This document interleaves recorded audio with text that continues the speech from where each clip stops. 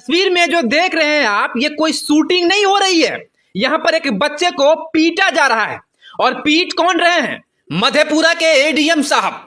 ADM साहब का नाम है शिशिर कुमार मिश्र। विभाग जानिएगा कौन कौन विभाग है इनको विभाग मिला है विभागीय जांच। खेल विभाग के भी ये वरीय प्रभारी हैं, मतलब कि नोडल हैं ये, नोडल।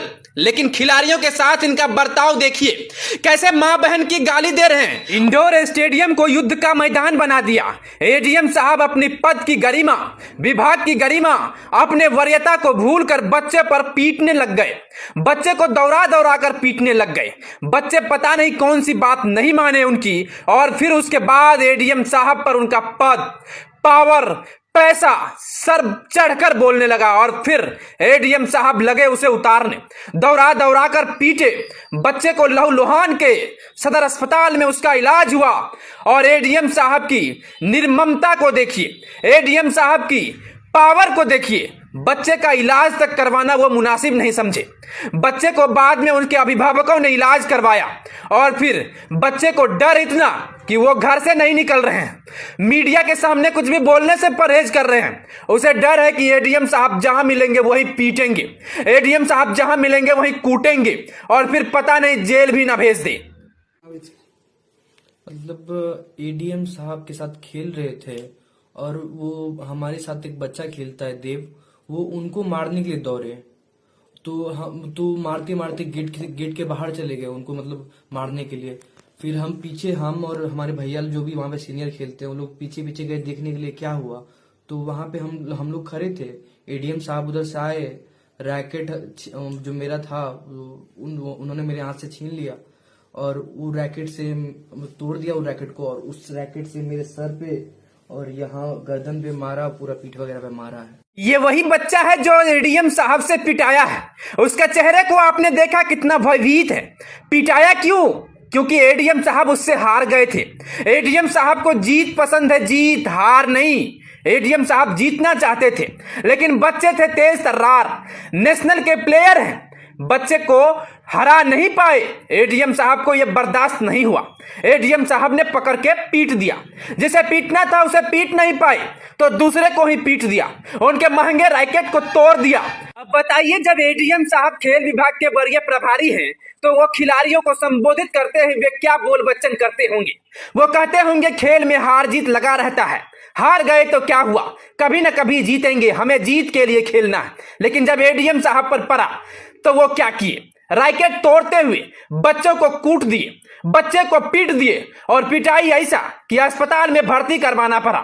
डर ऐसा पैदा कर दिए कि नेशनल खिलाड़ी आज चुप है, डर से परेशान है कि पता नहीं एडीएम साहब किस दफा में किस पुलिस को कहकर हमें अंदर करवा दे। एडीएम साहब के इस करतूत का वीडियो सोशल मीडिया पर वायरल हो गया है।